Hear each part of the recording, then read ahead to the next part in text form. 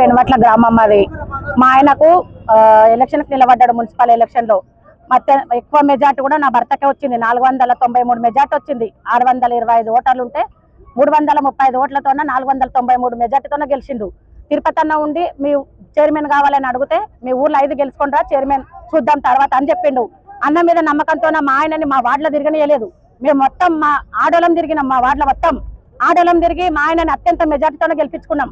గెలిపించుకున్న తర్వాత మా ఆయనను మిగతా వాళ్ళ తిప్పి మా ఊళ్ళో 4 వచ్చినాయి. భీంపురం నాగంపల్లి కూడా మద్దూరు మండలికి సంబంధించింది.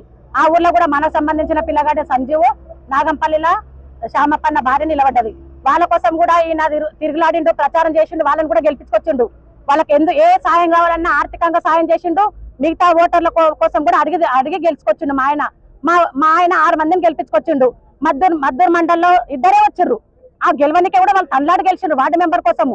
అత్యంత మెజార్టీ ఉన్నది నా భర్తకు. మెంబర్లు కూడా నా భర్తకు సపోర్ట్ చేస్తారు. మేము అన్న మీద నమ్మకంతోనే ఇప్పుడు అడుగుతున్నాం. మాకు చైర్మన్, మా ఆయన చైర్మన్ కావాలి. మెజార్టీ మాకు ఎక్కువ. డీసీలు కూడా ఇక్కడ ఎక్కున్నారు అందరూ. మా ఆయన అత్యంత మెజార్టీతో వచ్చిండ్రు. 6 మంది మెంబర్లు కూడా మా ఆయన సపోర్ట్ చేస్తారు. ఇప్పుడు జనార్దన్ అన్నకు చైర్మన్ డిక్లేర్ అయిందని చెప్తున్నారు. నా భర్త చైర్మన్ కావాలి. అందుకోసమని నేను కూర్చున్నా.